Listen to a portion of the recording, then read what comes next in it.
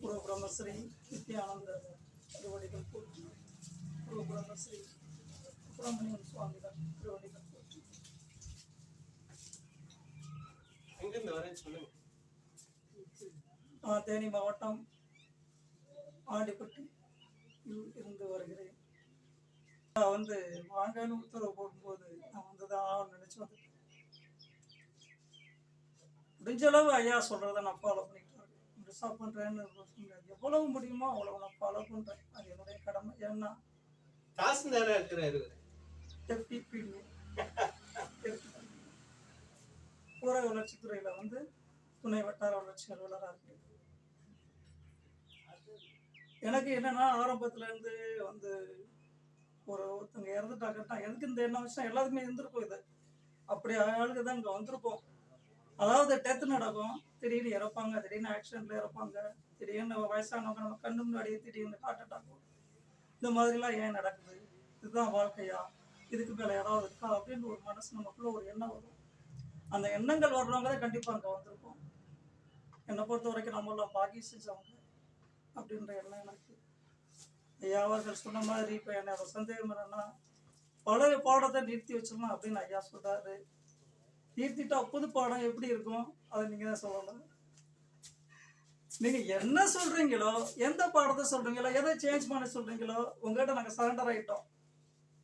நீங்க எதை சொன்னா நாங்க செய்யறதுக்கு நாங்க தயாரா இருக்கோம். சந்தோஷம். நீங்க போய் படுத்துக்குங்க, நீங்க ஒண்ணுமே பண்ண வேண்டாம், நாங்க இருப்போம்.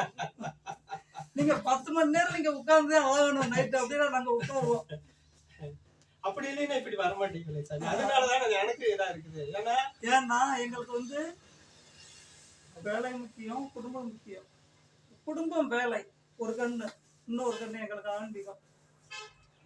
நாங்க இந்த ஆன்மீகத்தை விட்டோம்னா இன்னொரு கண்ணை இழந்த மாதிரி ஆயிடும். இது எங்களுக்கு கண்டிப்பா வேணும். குடும்ப கடமைகள் முடிகிற டைம்ல எல்லா கடமையும் செஞ்சதுக்கு அப்புறம் நித்யானந்தர் ஐயா சொன்ன மாதிரி நாங்க முழுக்க ஆன்மீகத்துக்குள்ள வந்துக்கிறோம். எங்களுக்கு நீங்க வழிகாட்டியா இருக்கணும். எப்பவும் நீங்க ஏற்கனவே போட்ட யூடியூப்ல கூட சொல்லியிருந்தீங்க, கஷ்டமா இருக்கு, நான் பாடத்தை நான் தப்பா சொல்லிட்டு இருந்தோம் அப்படின்னு தோணுது. அது எங்களுக்கு ரொம்ப பிடிச்சிருக்கு. உங்களுக்கு சரின்னு எந்த டைம்ல என்ன தோணுதோ அதை நீங்க எங்களுக்கு சொல்லுங்க, நாங்க அதை ஃபாலோ பண்ணுவோம். அதான் எங்களுக்கு ரொம்ப பிடிச்சிருக்கு. நீங்க என்ன பள்ளியில இப்ப காட்டுறீங்களோ, அடுத்து இந்த பாடத்தை என்ன சேஞ்ச் பண்ணி எப்படி செய்யணும்னு சொல்றீங்களோ, அதை நாங்க எவ்வளவு முடியுமோ அவ்வளவு. இல்ல இதுல இன்னொரு விஷயம் செய்யணும்னா, நீங்க சொல்றதுனால சொல்றேன், இப்படிதான் கேட்கணும். கேட்டா மட்டும்தான் ஒரு தெளிவு வரும். என்னன்னு கேட்டீங்கன்னா, இது வரைக்கும் இது சம்பந்தம் இந்த பாடம் வாங்க யாருமே ஒரு உச்ச நிலைக்கு வந்த மாதிரி தெரியல இல்லைங்களா? எல்லாம் உடம்பு பாதிச்சவங்க தான் ஏகப்பட்ட பேர். இங்கேயும் கூட ஒரு சிலருக்கு உடம்பு பாதிப்பு வந்திருக்குது இல்லைங்களா? வந்திருக்குதா இல்லையா? அப்போ உடம்பு பாதிப்பு வருங்கிறது சித்தர்கள் சொல்லி இருக்கிறாங்க, நாங்க சொல்லல. சித்தர்களுடைய வழி பிரகாரம் தான் நம்ம நடந்த சித்தர்கள் சொல்லி இருக்கிறாங்க. அதுல வர்றதா இப்ப இங்கேயும் வந்திருக்குது அப்படின்னு நம்ம சொல்லலாம், எடுத்துக்கலாம். ஏன்னா இதுக்கு இன்னொரு மாற்றம் இருக்குதுன்னு நமக்கு தெரியாத வரைக்கும் நானே அதுதான் சொல்லிட்டு இருந்தேன். இப்ப நீங்களாம் வரும்போதெல்லாம் நான் என்ன சொன்னேன், சாமி இந்த மாதிரி மாற்றம், உடம்புல மாற்றம் வருது, இது என்ன பண்றது சாமி? ஆமா சாமி, உடம்பு மாற்றம் வரும். அதை நம்ம பொறுத்துக்கிட்டோம்னா நமக்கு காலப்போக்கில் இது நமக்கு இந்த பாடம் கை கொடுக்கு. நமக்கு உடம்பு ப்ராசஸ் ஆகும், மனம் ப்ராசஸ் ஆகும். அப்போ நமக்கு இதெல்லாம் வரதான் செய்யணும். ஏன்னா அந்த சித்தர்களுடைய காட்டின அந்த வழியிலேயே நம்ம பாடம் வாங்கின இடங்கள்ல காட்டின அந்த வழி வச்சுதான் நம்ம இதை உங்களுக்கு சொன்னோம். ஆனா இதுல என்ன அப்படின்னு சொன்னா, ஒரு சிலருக்கு உடம்பு எப்ப கெடுதோ, உடம்பு மாறும் போதே அவங்களுக்கு பயம் வந்துடுது, விட்டுறாங்க.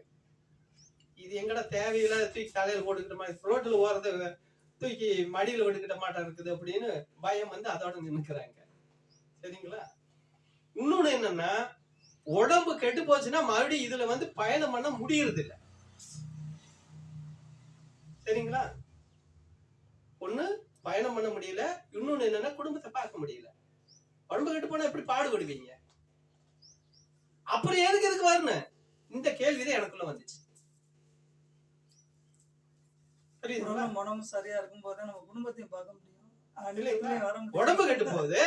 அதான் சொல்றேன். இந்த உடம்பு இதா வரும்போது, அப்போ உடம்பும் மனமும் கெடும்போது என்ன ஆகும்? நம்ம இதுக்கு அப்போ ஒண்ணு இதுல முழுசும் நம்ம வந்திருக்கணும்.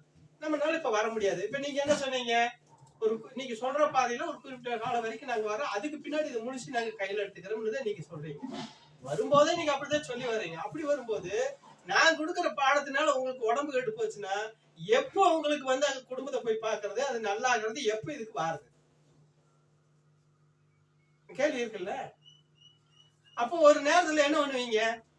ஏன் சாமி நான் தான் சொல்லித்தானே வந்தேன் உங்ககிட்ட, இன்னும் கொஞ்ச நாளைக்கு ஏதோ பிள்ளைங்க காரியம் இருக்குது, இல்ல மத்த ஒரு எனக்கு பொறுப்பு இருக்குது, அந்த பொறுப்புலாம் முடிச்சுட்டு உங்களுக்கு வேற அது வரைக்கும் ஏதோ நீங்க சொல்ற மாதிரி நான் வந்துட்டு இருக்கேன்னா, இப்ப அதையும் கெட்டு அதையும் பார்க்க முடியல, இதையும் பார்க்க முடியல, நான் கெட்டு போனேனே, இப்ப இதுக்கு என்ன செய்ய வேண்டும்னு கேட்டா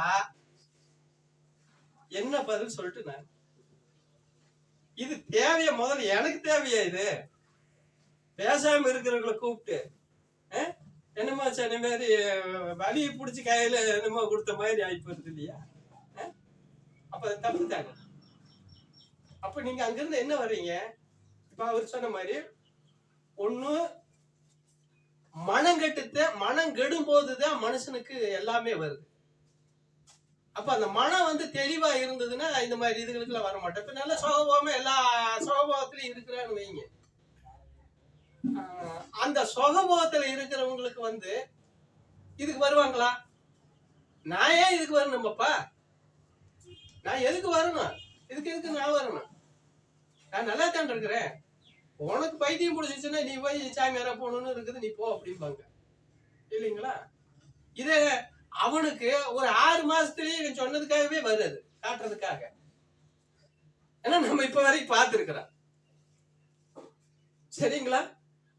அது இப்ப இருக்கிற காலத்துக்குலாம் 6 மாசம் கூட தாக்கு பிடிக்காது அவனுக்கு. அவன் எத்தனை பெரிய ஆளா இருந்தாலும் சரி, சரியான ஆப்பு வைக்க. அப்போ அவனுக்கு ஒரு நேரத்துல ஒரு உச்சகட்டம் வரும்போது அவனா நினைப்பா, ஒரு சமயம் அன்னைக்கு அவனை கேவலப்படுத்துறதுனாலதான் சிக்கிக்கிட்டோமோ